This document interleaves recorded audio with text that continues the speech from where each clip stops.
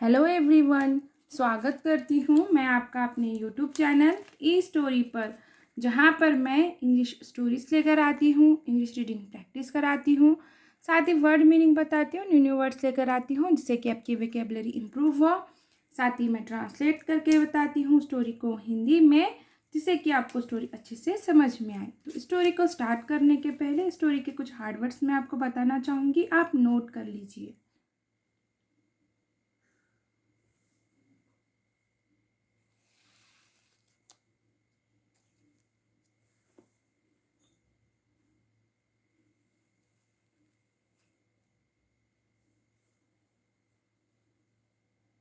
तो चलिए अब हम हमारे स्टोरी को स्टार्ट करते हैं। स्टोरी का नाम है इल्यूशन यानी कि भ्रम। Once a saint called his disciple. Once एक बार, अ सेंट एक संत, कॉल्ड बुलाया, हीज डिसाइपल अपने शिष्य को। Once a saint called his disciple, एक बार एक संत ने अपने शिष्य को बुलाया। और ये सिंपल पास्ट टेंस का अफर्मेटिव का सेंटेंस है, क्योंकि यहाँ पे subject plus main verb second form में है और object with whom the saint was very enchanted. With whom जिससे द सेंट संत वॉज वेरी बहुत था, एन्चांटेड प्रसन्न। With whom the saint was very enchanted जिससे संत बहुत प्रसन्न था। He took him to a dense forest. He वह took ले गया, him उसे, to a dense forest एक घने जंगल में। He took him to a dense forest वह उसे एक घने जंगल में ले गया। ही ये प्रोनाउन है और ये उस संत के लिए आया है। हिम ये प्रोनाउन है और ये उस शिष्य के लिए आया है। और ये सिंपल पास्ट टेंस का अफर्मेटिव का सेंटेंस है, क्योंकि यहाँ पे subject plus main verb second form में है, ऑब्जेक्ट और अदर वर्ड्स।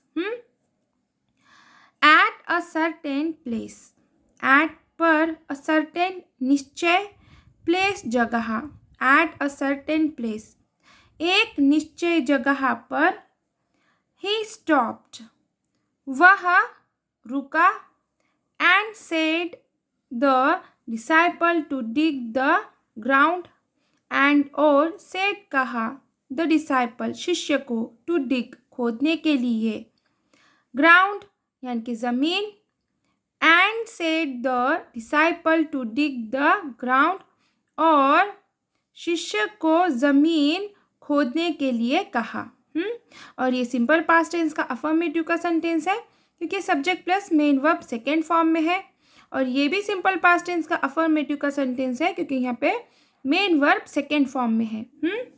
और यहाँ पर ये दो क्लाउज है और ये दो क्लाउज को जोड़ने का काम एंड ने किया है। और यहाँ पर जो सब्जेक्ट है वो यहाँ पर है।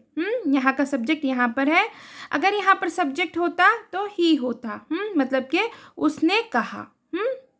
After digging a few feet down, after बाद में, डिगिंग खोदने के, अ फ्यू कुछ, फीट डाउन फीट नीचे। After digging a few feet down कुछ फीट नीचे खोदने के बाद। ही फाउंड अ कास्केट, ही उसे, फाउंड मिला, अ कास्केट एक संदूक। ही फाउंड अ कास्केट उसे एक संदूक मिला। और ये सिंपल पास्ट टेंस का अफर्मेटिव का सेंटेंस है, क्योंकि यहाँ पे subject plus main verb second form में है और ऑब्जेक्ट और फाइंड की सेकेंड फॉर्म फाउंड होती है। The saint said, the saint संत ने, सेड कहा, द सेंट सेड संत ने कहा। ये भी सिंपल पास्ट टेंस का अफर्मेटिव का सेंटेंस है। Inside this there is parasmani stone that can turn any ordinary metal into precious gold if touched. Inside this there is parasmani stone. Inside अंदर, this इसके, is है पारसमनी स्टोन पारसमनी पत्थर. Inside this there is parasmani stone. इसके अंदर पारसमनी पत्थर है. धिस ये प्रोनाउन है और ये उस बक्से के लिए आया है, मतलब बक्से के अंदर पारसमनी पत्थर है. दैट कैन यानी कि जो, कैन सकता, टर्न बदल, एनी किसी को भी, कोई भी, ऑर्डिनरी साधारण, मेटल धातु, इनटू में प्रेशियस कीमती, गोल्ड सोना, इफ अगर, टच्ड छुआ तो. That can turn any ordinary metal into precious gold if touched. जो अगर छुए कोई भी साधारण धातु कीमती सोने में बदल सकता है.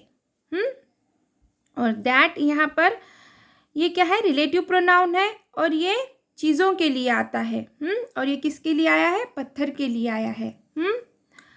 कैन ये शक्यता दर्शाने के लिए आता है, प्रेजेंट टेंस में आता है. और ये प्रेजेंट टेंस का सेंटेंस है. And that is yours now. And और दैट यह, इज है यूअर्स तुम्हारा, नाउ अब. And that is yours now और यह अब तुम्हारा है. और ये सेंटेंस सिंपल प्रेजेंट टेंस का अफर्मेटिव का सेंटेंस है कि सब्जेक्ट प्लस बी के रूपों में से इज आया है और ऑब्जेक्ट. दैट ये प्रोनाउन है और ये उस पारसमनी के लिए आया है, मतलब कि पारसमनी अब तुम्हारी है. The disciple being so learned. The disciple शिष्य, सो इतना, लर्नड विद्वान था. The disciple being so learned शिष्य इतना विद्वान था. थॉट दैट सोचा कि. यहाँ पर ये दो क्लाउजेस हैं और यहाँ का जो सब्जेक्ट है वो यहाँ पर है, मतलब कि शिष्य ने सोचा कि. थॉट दैट सोचा कि. शिष्य क्या था, ये बहुत विद्वान था और शिष्य ने क्या किया, सोचा कि if there would have been any relevancy of what the saint said. If अगर, एनी रिलेवेंसी कोई प्रासंगिकता या फिर कोई सच्चाई, ऑफ दैट द सेंट संत के, सेड कहना, संत ने जो बोला, संत ने जो कहा. If there would have been any relevancy of what the saint said, अगर संत के बोलने में, संत के कहने में कोई सच्चाई या कोई प्रासंगिकता होती, the iron casket would have been changed into gold. The iron casket, लोहे का डिब्बा, लोहे का बक्सा, चेंज्ड बदल जाता, इनटू में गोल्ड सोने में. The iron casket would have been changed into gold. लोहे का बक्सा सोने में बदल जाता. Musing this he threw the casket. Musing यानी कि गहरी सोच, धिस यह, ही उसने, थ्रू फेंका, द कास्केट यानी कि बक्सा. Musing this he threw the casket, यह सोचकर उसने बक्सा फेंक दिया. और ये सिंपल पास्ट टेंस का अफर्मेटिव का सेंटेंस है क्योंकि subject plus main verb second form में है. But as he returned back where he found the casket. But लेकिन, एज जब, ही वह, रिटर्न्ड लौटा, बैक वापस. But as he returned back, लेकिन जब वह वापस लौटा, ये भी सिंपल पास्ट टेंस का अफर्मेटिव का सेंटेंस है क्योंकि subject plus main verb second form में है। Where he found the casket, where जहाँ, ही उसे, फाउंड मिला, द कास्केट बक्सा, where he found the casket जहाँ उसे बक्सा मिला। और ये वेयर ये रिलेटिव प्रोनाउन है और ये जगह बताने के लिए आता है। और ये सिंपल पास्ट टेंस का अफर्मेटिव का सेंटेंस है क्योंकि subject plus main verb second form में है और object.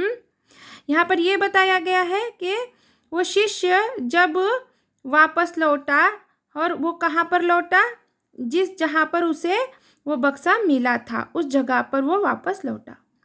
It had been turned into gold, it वह, हैड बीन टर्न्ड बदल गया था, इनटू में गोल्ड सोने में, it had been turn into gold वह सोने में बदल गया था। इट ये प्रोनाउन है और ये उस बक्से के लिए आया है।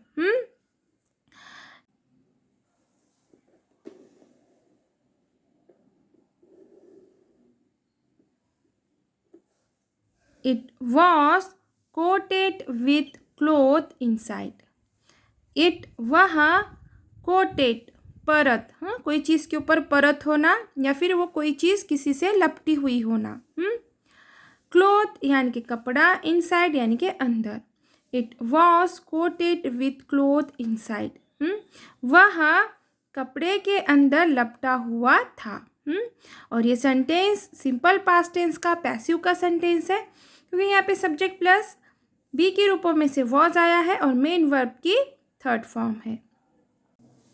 It that restricted the contact of the casket to the stone, it वह, दैट जिससे, रिस्ट्रिक्टेड यानी कि कोई चीज़ किसी के संपर्क में ना हो, द कॉन्टैक्ट यानी संपर्क, ऑफ द कास्केट यानी बक्से के, टू द स्टोन पत्थर, it that restricted the contact of the casket to the stone जिससे वह पत्थर बक्से के संपर्क में नहीं आया।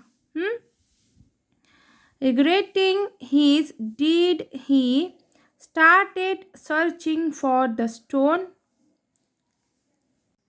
Regretting पछताकर, his अपने, deed किए पर, he वह, started लगा, searching खोजने ढूंढने, for को, the stone पत्थर। Regretting his deed, he started searching for the stone. अपने किए पर पछताकर वह पत्थर को खोजने लगा। That had lost in dry leaves. That जो lost खो गया, in में dry leaves यानी कि सूखे पत्तियों में। That had lost in dry leaves जो सूखे पत्तियों में खो गया। दैट ये रिलेटिव प्रोनाउन है और ये वस्तु के लिए आता है। मतलब कि पत्थर सूखे पत्तियों में खो गया। When he threw the casket, when जब, ही उसने, थ्रू फेंका, कास्केट बक्सा, when he threw the casket जब उसने बक्सा फेंका। व्हेन ये रिलेटिव प्रोनाउन है और ये समय के लिए आता है।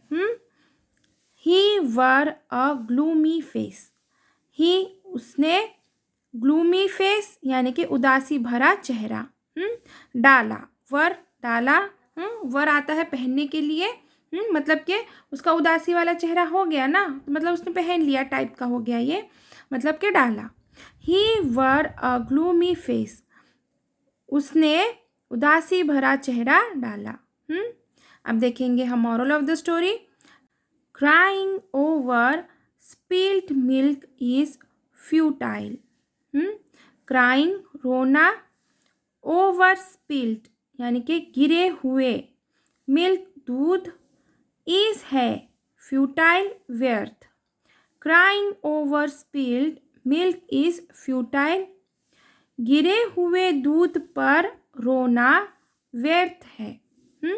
तो चलिए यहीं पे हमारी स्टोरी ख़त्म होती है। आशा है मेरी स्टोरी आपको पसंद आई होगी।